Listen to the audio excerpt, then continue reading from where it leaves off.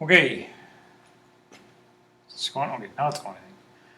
So in this video, I'm going to talk to you about how the graph of motion in one dimension, how you can interpret that in terms of getting a picture in your head of what's happening with the object. So up to this point, we've learned about some formulas, and really those formulas, if you graph them out, are going to give you these graphs that we're talking about. So those go hand in hand together. You did a lab today where you looked at the motion of some different objects. So hopefully a lot of what I'm talking about, like, oh yeah, I remember when we watched the object fall, it made a graph a lot like this. Okay, so there's three different types of motion that we're going to be dealing with in physics here. Okay, is objects can be stopped, of course, or just moving at a constant speed of 0 if you like to think of it that way.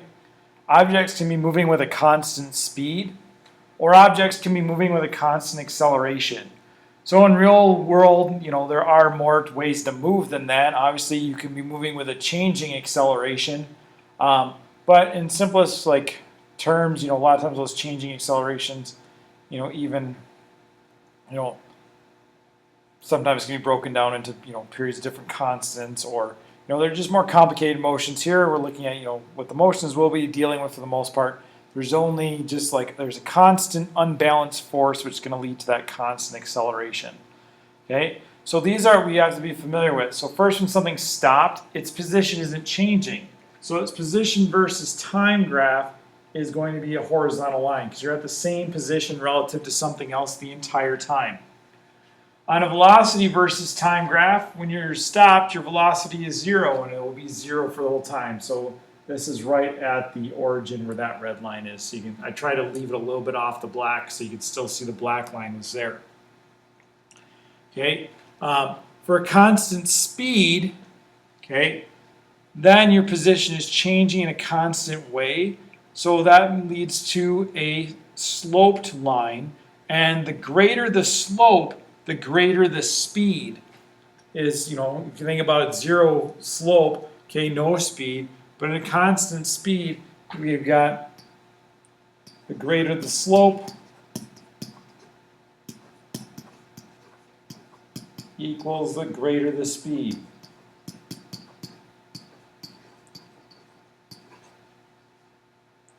Okay? And again, a positive slope means that, and I just realized my image area is a little goofed up. Hopefully that won't cause too many problems. A positive slope means that you're moving away, and a negative slope means that you're moving back towards. If you compare that velocity versus time, these are color-coded, where if you have a positive slope, you have a positive velocity. So your velocity isn't changing, so it's a horizontal line because you have the same velocity for all time, at least at all the time we're looking at. And if you have a negative slope, you'll have a negative velocity. Okay. And again, the only difference between positive and negative velocity in one-dimensional motion just means, are you moving towards your reference point or away from your reference point? That's what positive and negative means. For constant acceleration, your speed is changing, and so the way your position versus time is changing. So that leads to a curve. Okay? With a constant acceleration, that curve is going to be part of a parabola. So here you can see I've got a couple different parts of parabolas kind of stitched together, and they're all different constant accelerations. They're just different types of accelerations. First, the red area, that's speeding up in the positive direction, whereas this blue area would be slowing down because it's becoming less steep. The green is speeding up, but now it's going backwards. And the purple is again slowing down, but again slowing down backwards.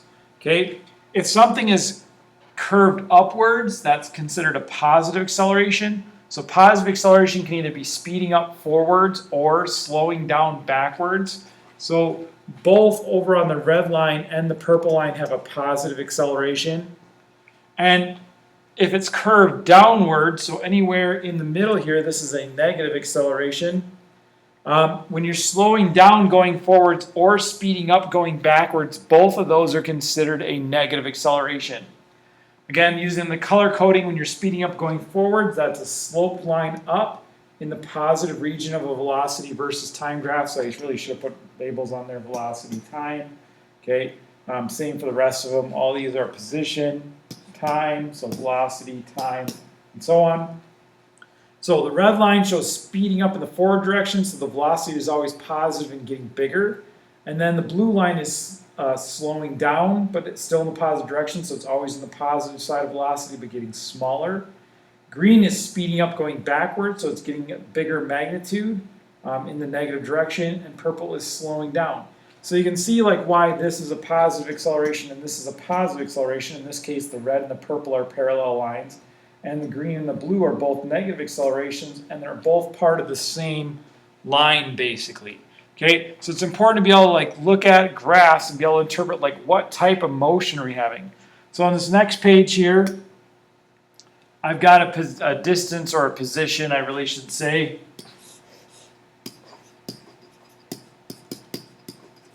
A position versus time graph, okay? And so position's on the side, time's on the bottom. That's the way we always put time on the bottom in physics because time is the independent variable. And so if we look at this graph, okay, for this first part is a straight line, so it's moving with a constant speed. And then as it curves down here, we can see, oh, it must be slowing down. And then it's stopped for a while in here, and then it's speeding up, okay, moving at a constant speed, slowing down, stopped right at the top there, turning around and speeding up backwards. Okay, so we should be able to put together a whole story from this, and we'll maybe do a couple examples in class where I'll just draw something out and you tell me what happened, or we'll do a worksheet where you match things up. Okay, we want to be able to just do more than just tell a story by being able to look at a graph. I want you to be able to get some numbers off of here. Okay, and I really should put some numbers on this graph. So let's just say we'll go, this is 5 seconds, 10, 15, 20, 25, 30, 35, and then again we'll just go, this is 10 meters, 20, 30, 40. So if I want to know like what's the position at a certain time, so if I want to know what's the position at 10 seconds, I go to 10 seconds, I read up, I read over, and they'll say, oh, that's about 14 meters away from whatever the reference point is. If I want to know my displacement, okay, then between like what's your displacement between 10 seconds and 20 seconds. I go to the graph at 10 seconds, I go to the graph at 20 seconds, I look at 10 seconds, well, I'm at like 15. At 20 seconds, maybe I'm at like 17, and so my displacement would be 2 meters because I'm 2 meters further ahead at one point than the other point. When you're dealing with displacement, that's all you're doing is you're just reading over. And your displacement and your distance are often going to be the same number. But let's say I asked, what's my total displacement? What's my total distance?